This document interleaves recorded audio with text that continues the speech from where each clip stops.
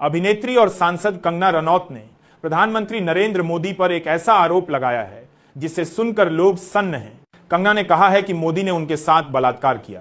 जी हां, वही कंगना जो कभी मोदी की तारीफों के पुल बांधती थीं, वही कंगना आज मीडिया के सामने आकर रो रो कर कह रही हैं कि उन्हें इस्तेमाल किया गया, उनके भरोसे के साथ खिलवाड़ हुआ और अब वह चुप नहीं रहेंगी। अब सवाल यह है कि अगर यह आरोप सच है तो देश के प्रधानमंत्री पर इतना बड़ा इल्जाम लगना क्या सिर्फ व्यक्तिगत मामला है या लोकतंत्र की आत्मा पर प्रहार है? कंगना का यह बयान ऐसे समय आया है जब देश में पहले से ही माहौल गर्म है। चुनाव ईवीएम की चोरी की बहस, सुप्रीम कोर्ट की सुनवाई और विपक्ष की एकजुटता। इस बीच प्रधानमंत्री पर ऐसा आरोप आना सिर्फ राजनीति का मसला नहीं रह जाता, बल्कि यह नैतिकता और सत्ता की सच्चाई पर सीधा सवाल है। कंगना ने मीडिया के सामने कहा कि उन्होंने सालों तक चुप रहकर सब सहा। उन्हें लगा कि सत्ता के खिलाफ बोलने से उनका करियर खत्म हो जाएगा। उन्हें कहा गया कि अगर वह बोलेंगी तो उनके खिलाफ केस होंगे, एजेंसियां पीछे पड़ जाएंगी। लेकिन अब वह डर के साए से बाहर निकल आई हैं। सोचिए, जिस कंगना को आप सोशल मीडिया पर मोदी की सबसे बड़ी समर्थक मानते थे, वही कंगना अब कह रही हैं कि उनके साथ धोखा हुआ, अत्याचार हुआ। मुद्दा सिर्फ कंगना और मोदी का नहीं है। मुद्दा यह है कि सत्ता की ताकत कैसे इंसानों को चुप कराती है।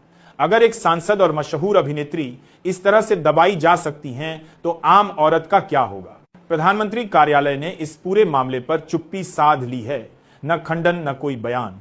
भाजपा के प्रवक्ता कैमरे के सामने आकर वही पुराना जुमला दोहरा रहे हैं, ये विपक्ष की साजिश है, ये पीएम की छवि खराब करने की कोशिश है।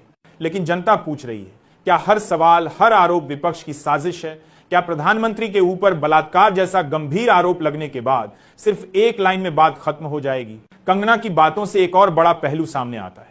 उन्होंने कहा कि उन्हें बार बार इस बात का डर दिखाया गया कि वह अगर आवाज उठाएंगी तो उनका करियर खत्म कर दिया जाएगा। सोचिए, जिस कंगना को राष्ट्रीय पुरस्कार मिले, जिन्हें सरकार ने देशभक्त अभिनेत्री का तमगा दिया, उसी कंगना की हालत यह थी कि वह सच बोलने से डर रही थी। ये वही सत्ता है दोस्तों, जो हर सवाल को दबाने के लिए तैयार बैठी रहती है। यहां सवाल पूछने वाला देशद्रोही बना दिया जाता है और चुप रहने वाला संस्कारी नागरिक। मीडिया का हाल भी देख लीजिए।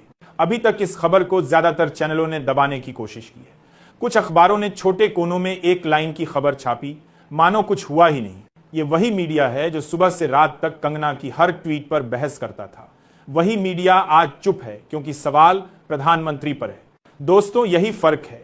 जब सवाल आम जनता पर होता है तो चैनल चिल्लाते हैं, जब सवाल सत्ता पर होता है तो चैनल चुप हो जाते हैं। कंगना ने यहां तक कहा कि उन्हें कई बार सत्ता के इशारों पर इस्तेमाल किया गया, उन्हें